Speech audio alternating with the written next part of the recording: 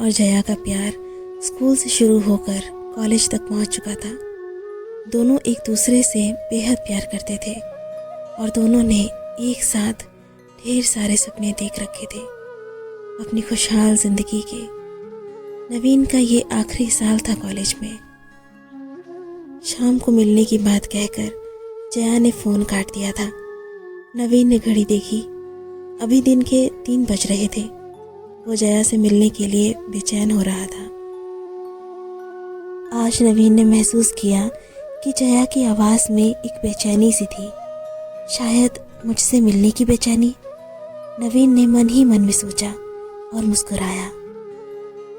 शाम होने को आई थी। अचानक नवीन के घर की घंटी बजी और इससे पहले कि नवीन दरवाजे तक पहुंचता, उसकी माँ ने दरवाज़ा खोला। जया ही थी। उसने नवीन की माँ को नमस्ते की और सीधे नवीन के कमरे की तरफ बढ़ गई। जया की आंखों में आंसू की मोटी मोटी बूंदें थी। नवीन हक्का बक्का होकर समझ नहीं पाया कि अचानक से ये क्या हो गया। फिर उसने सबसे पहले जया के आंसू पोंछे और पूछा, क्या हुआ है, तुम रो क्यों रही हो? इतना सुनना था कि जया जैसे और टूट गई और बिना किसी आवाज़ के वो जोर जोर से रोने लगी। जया के हाथ अपने हाथों में लेकर नवीन ने जया से कहा, अब बोलो, ऐसा क्या हो गया है कि तुम इतना रो रही हो? तुम्हें पता नहीं मेरे दिल पे क्या गुजर रही है तुम्हारे आंसू देखकर। अब प्लीज़ बताओ, क्या हुआ है? जया ने अपने आंसू पोंछे, अपने आप को संभाला और नवीन का हाथ पकड़कर बोली, हमारा साथ यहीं तक था, हमारे रास्ते आज के बाद कभी साथ ना होंगे। नवीन को जैसे कोई करंट लगा। उसने जया के हाथ को कस के दबाया और चीखा, क्या पागलों जैसी बातें कर रही हो? होश में तो हो तुम? जया की आंखों से फिर से आंसू टपकने लगे। उसने नवीन को अपने पास बिस्तर पे बिठाया और उसका हाथ पकड़कर बोली, मैं अब किसी और की पत्नी बनने जा रही हूँ। पिताजी आज ही मेरा रिश्ता तय करके घर लौटे हैं और घर में सब बहुत खुश हैं। नवीन पागलों की तरह उसकी तरफ देखकर जया की बातें सुन रहा था।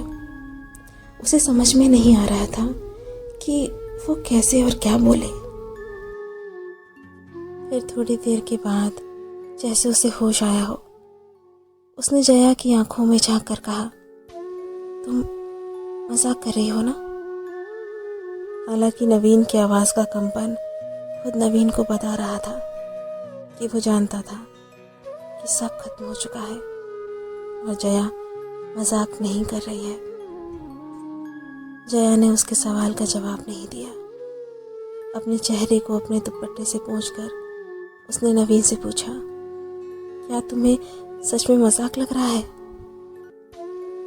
नवीन को अचानक से ऐसा लगा जैसे पूरा कमरा उसकी आंखों के सामने घूमने लगा हो। उसने अपना सर अपने हाथों से पकड़ लिया और एक शब्द ना कहकर फर्श की तरफ देखने लगा।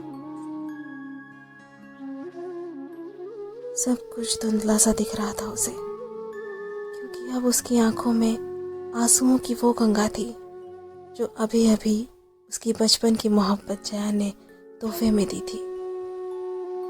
जया बिस्तर से उठी और दरवाजे की तरफ बढ़ी। नवीन अभी भी वैसे ही बैठा हुआ था।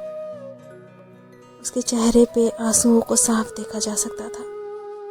उसके होंठों पे एक दर्द भरी मुस्कुराहट थी। उसने जया की तरफ गौर से देखा और बोला, तुम यही कहने वाली हो ना कि मैं तुम्हारी शादी में कोई बाधा न डालूं? जया ने सुनकर अपना सर झुका लिया और हल्के से बोली, हाँ नवीन, यही कहना था।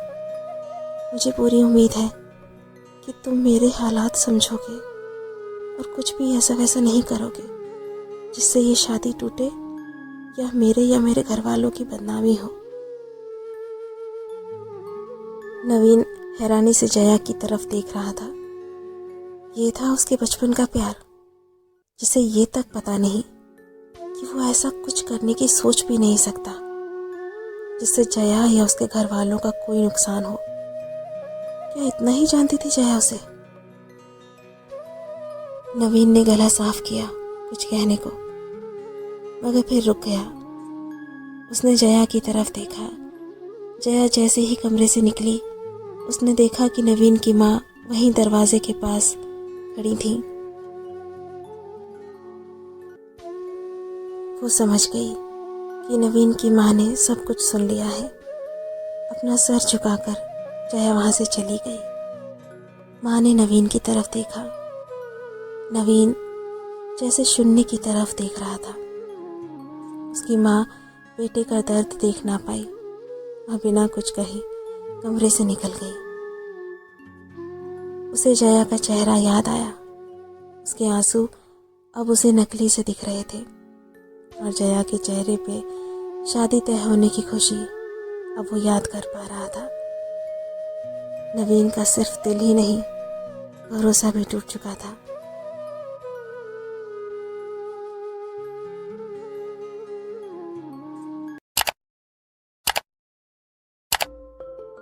हाय, वीडियो कैसी लगी? आशा करती हूँ वीडियो अच्छी लगी होगी। अच्छी लगी है तो चैनल को सब्सक्राइब कीजिए, वीडियो को लाइक कीजिए, कमेंट बॉक्स में बताइए कि वीडियो कैसी लगी और साथ में शेयर कीजिएगा अपने फ्रेंड्स के साथ। आज तक